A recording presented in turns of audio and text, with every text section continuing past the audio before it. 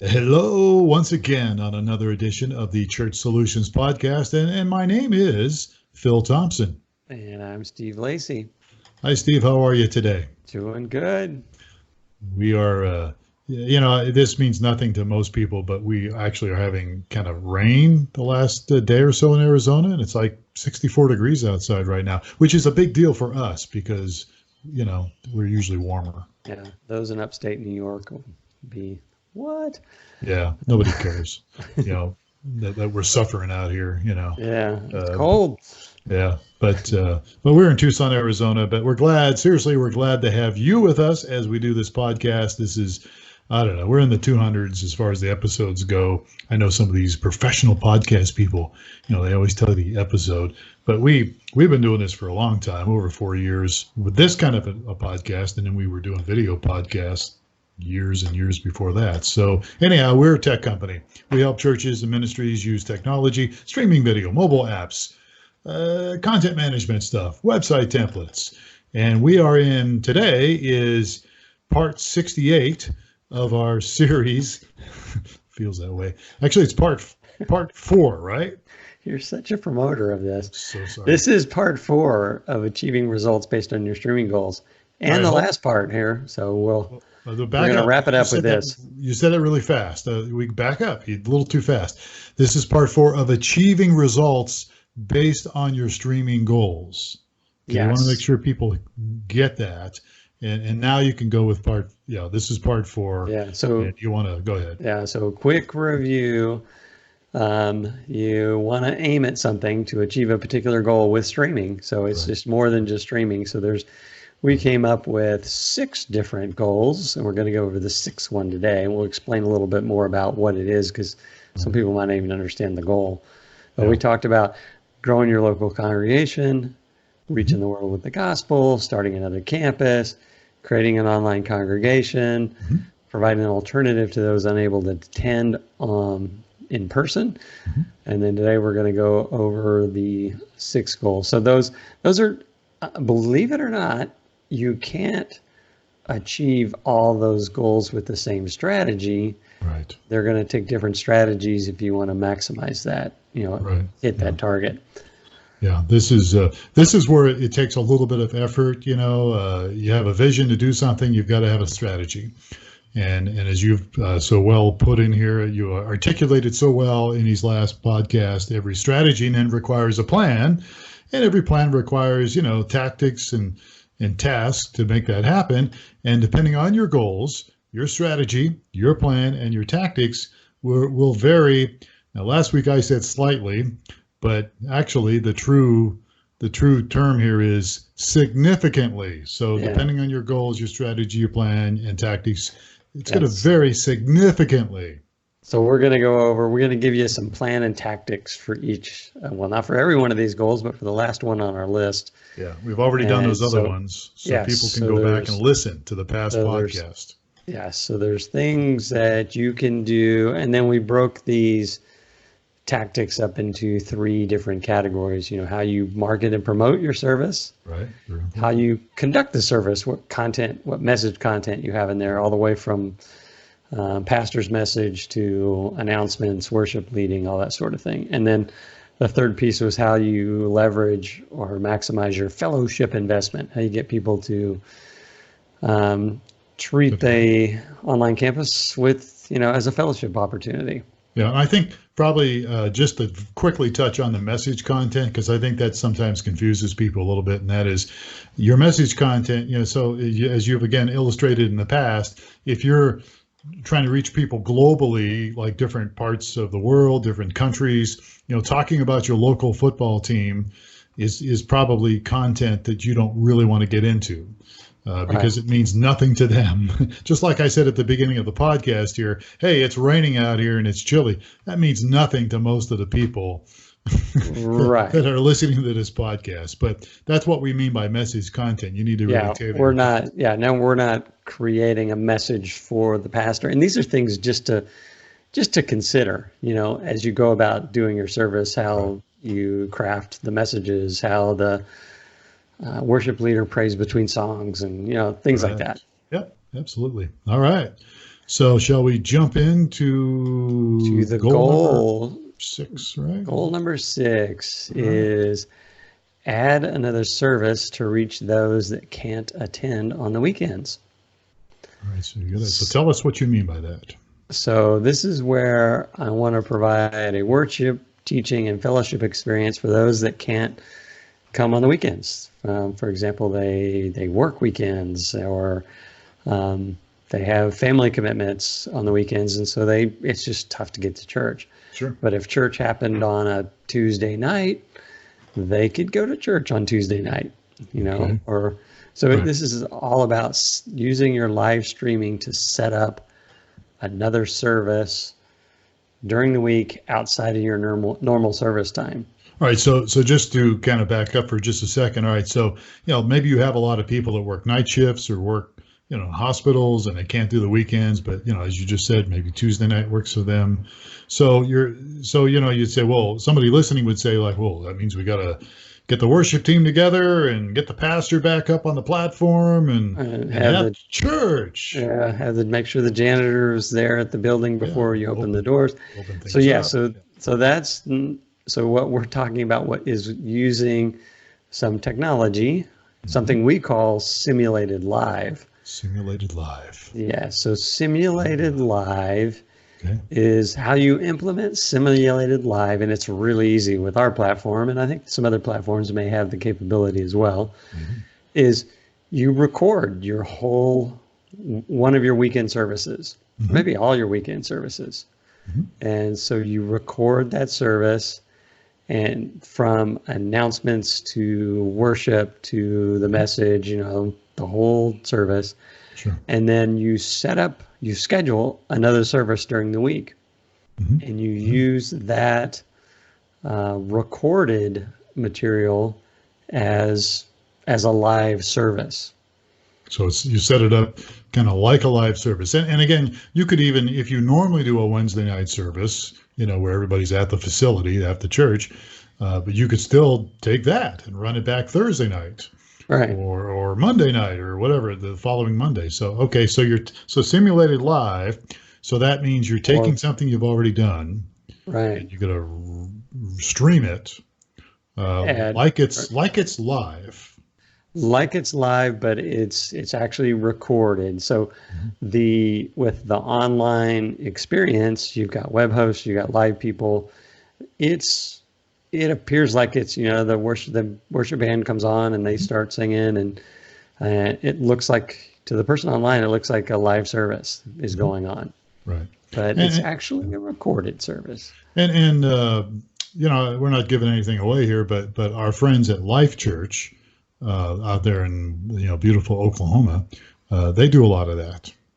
Yes, they started. They're kind of the pioneers with the live streaming. And then they went to a point where they would use the recorded service as a live service. And I think they're to the point now where they stream a live service, a simulated live service, 24/7. Wow. So they have, a live service that's going on, and then an hour and a half later, they've got another live service that's going on. Yeah. So the key to that is to not only record the service, but have live people that are part of the church available online during that simulated live service. So those people are not simulated. Those are real people. Those are real people. In the chat, yes. They can interact with the chat live, and they can, pray with people in private chat or make comments in the, chat. And so they're not simulated. They're the real deal. They're not robots. Right. That's exactly. What you want. Yeah. So there's another, just diving off into a tangent here. Some churches may be interested into, rather than having a service, midweek, they may want to have a really polished service on later Sunday morning. So what some churches will do is they'll record prior services. Say you have a service on Saturday. Like at my church, we have a service Saturday. You could record that Saturday evening service, and you could go and edit and touch up and do, really polish that Saturday service. And then during your Sunday service, rather than broadcast what's actually going on live in your service, you could broadcast that polished service that was from Saturday on Sunday morning. So, that's interesting. Yeah. Yeah. So it's another way to just, it gives you an opportunity to CGI your service a little bit. Okay. Thought about that term before, but yeah. Okay. But we're really not. What this is a goal to create another service during the week for people that can't attend on the weekend. Right. Yeah. So we've kind of explained what it is, and with ours system, it's just really you just go and you schedule another service, and you click the simulated live button, and you choose what recording you want to play, and at that time, it'll start broadcasting. You don't need a live encoder. Yep, you don't need a live encoder. You don't even have to be at the church. You say, well, I got to go down to church and open up the computer. No, you can do it as long as you had admin control privileges. In streamingchurch.tv admin control panel, you can do it anywhere. Right. So any computer, any mobile device. Or you can set it up on the weekend and set it to run on Tuesday, and you can have everybody sitting at home and they just go into the church website and service kicks off. Enjoy some hot cocoa. Yeah, countdown timers will run and everything will point to this is the next live service. Sure. So breaking this thing into our three pieces of marketing and promotion, message content, and fellowship investment. Right. So from a marketing and promotion standpoint, I'm going to take my existing material that I market to my current congregation, and I'm going to include that midweek service.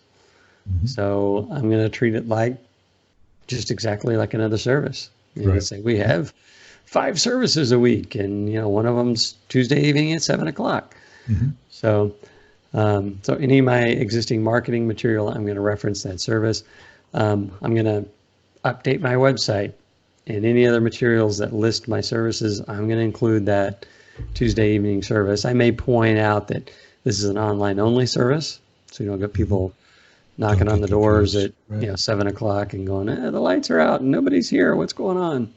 So, but I can see it on my phone. They got a service going. Where's everybody at? But, I hear the music on the phone. How come I don't hear it outside the door? The wrong location. Where am I? But that would be important if you're going to market it. It's online only. So you have to make sure that was clear. And so something else that you can do marketing wise is not in your notes, but I just added it to mine is. Since this is, for example, you're doing this on a Tuesday, you can run paid ads on your digital marketing platforms, Facebook, Google, or whatever, to run on Tuesday. So good. You can just set it up to, hey, I want to catch anybody that may be interested in attending a service that's either right now or in a few hours. So I can target the ad to go to my local geography and only run it on a day of the week. So what that turns into is some really economical or efficient or something like that ads that are going to run at that time. Right. Yeah. And we talked a little more detail, I think, in part 1 of this whole deal about the marketing and about how you can really get real specific with your Facebook ads, and Google too, for that matter. But particularly Facebook ads, you can really target and get very specific on what you're looking for. And we spent quite a bit of time with that. We've talked about it in the past as well, but I think it was maybe part 1 of this podcast that we did a few weeks ago. Yeah. So your marketing and promotion, you can promote this midweek service from message content. So since this service is a recorded service, from probably over the weekend, you shouldn't mention any time-based things. So, the service may be going on Sunday morning. You don't want to have the worship leader say, everybody take your feet. This is a great morning to, praise God, or, that sort of thing. You want to keep because it could be in the evening or something. Yes, because it could be running in the evening. So you want to keep your vocabulary or your message content to not reference so time-based standing up in the morning and saying, "Good morning, everybody," say it back. That would not be a good thing if you're going to run this for Simulated Live, because if you're running a Tuesday evening, it's not good morning, or good Sunday morning. It's good Tuesday evening. So you just keep your content, what you're saying, a little more generic, I guess would be the term. Yeah. And this goes for anyone speaking. So that's the pastor, the person doing announcements, worship leader, that sort of thing. So that's how you want to tailor your message content. And then the third piece of this is fellowship investment. You really can't do this without having what we call a web host or an online pastor that is live. You don't want to schedule this service and set it up for Tuesday evening at 7:00 and not have somebody from the church there online to welcome people, to answer questions and do that sort of thing. So, and as you mentioned earlier, these guys, they can do this from anywhere. Mm-hmm. Right. Yeah, they certainly can. And that's the beauty of it. Well, I think that's a really good point. Again, having people there to be a part of the interaction of the Simulated Live makes a big difference than obviously not having anybody there at all. You want people there, as you were saying. Right. So, and these guys, your online host is going to need to do their online host thing, answer questions, address guests. And, it may come up with, somebody may go, is this really live or is it really not live? And so your web host or the people online need to be, honest about it and say, this is actually a recorded service. This is our online service. Right. And it's the contents from a recorded service from, 2 days ago or something like that. Yeah. So you don't want to try to, mislead people with what they're looking at, but you don't want to deceive them, but you want it to flow. So that's why we talk about, not talking about good morning when they're watching it in the evening or those kind of things, So I get you. Absolutely. All right. Yeah. So people can... and the best thing of this is, like we talked about earlier, is the commitment or the investment in this is so low. Mm-hmm. All you have to do is your primary investment is having a web host or an online pastor show up, or it can be the lay leader of the church, or you want some representation for that service, and then it's just a matter of you're going to promote your services anyway, so you include this in your list of services. Right. Mm-hmm. This is just another way to reach out, and I think people will be surprised with how many people just can't do weekend services. That's right. So the times they are changing. Yeah, we had a church here in town. I don't know if you were back here in Tucson or not, but there was a church that was their niche. They were, and I think they even called themselves the Tuesday evening church or something. It was they only met. That was the only time they met was on a Tuesday evening. Interesting. And so that was their whole niche, and they had a congregation that would just meet on Tuesday evenings. Yeah. Well, I think like I said, the times are changing. People's work schedules change now, and it's a different culture now in the United States, at least, and I think it is in a lot of places. And so, having another opportunity for people to be involved is a great tool to do that. And I think that. Again, and I want to just address this online host or this web host or church online guy. If you've got people in your church that you have a relationship with, they're solid people, that there's people you can trust. You don't have to be an ordained person or a staff person to do this as far as, be a host. They just need to be there and be available to answer any questions, to welcome people, to, let people know what's happening with the church, and that's really all you really need. And if there's anybody that's got heavy duty issues, you can always gather their information and have a pastor or some kind of a staff person reach out to them. So again, I think sometimes people get, I got to find somebody that's qualified. Well, if they're people and have a relationship with, and you can trust them, and who those people are, and let them do it. Well, this is a volunteer opportunity that is a very low commitment. You can volunteer at the church and stay home in your pajamas. There you go. and it's only, an hour on Tuesday night, and you can do it all from home. Yep. So, I mean, it's probably the easiest volunteer job anybody could do. Yeah, so absolutely. All right. I would think grabbing, that volunteer wouldn't be too tough. Yeah. All right. Or Good even deal. you freak people out and have the pastor be the online host, or the worship leader. So they're like, yeah, that's me leading worship, and I'm driving chat. I am multi-talented. That's right. The guy could do all sorts of things. All right, good. So that pretty much wraps it up, right? That's it. What we're doing. All right. So we've covered 6 goals over the last 4 weeks, and as we said at the beginning of this podcast, if you miss some of these things, just go back and just look for Church Solutions Podcast wherever you get your podcast, and you'll see these. You'll see them labeled, and grab them and listen to them. And of course, people can go to our website, streamingchurch.tv, and if you go into some I don't know what's the tab that we're into, more info or something we've got on the website. Yeah, it's under info, I believe. Resources or info or something. You'll see several things, and one of them is the Church Solutions Podcast, and you can actually see the video version of me and Steve talking here, or you can do what most people prefer and just do the audio, and you can get some good information, and you can drive down the road and listen to it, which is what Steve does all the time. Steve just listens to podcasts while he's going down the road. And you can legally do that, but don't watch video while you're driving. No, that's not a good thing. Yep. Right. Yeah. So, all right. Good. We're done. Right with this. We are done. Super, folks. Feedback. We always enjoy getting feedback. We love your cards and letters. Keep them coming, and you can send us an email, support@streamingchurch.tv. That's us. We're the originals. Streamingchurch.tv. Many people. Flattery is the best form of, Imitation is the best form of flattery. Sorry, there's a jet going by here. I've got my window open. Can you hear that? You hear the jet?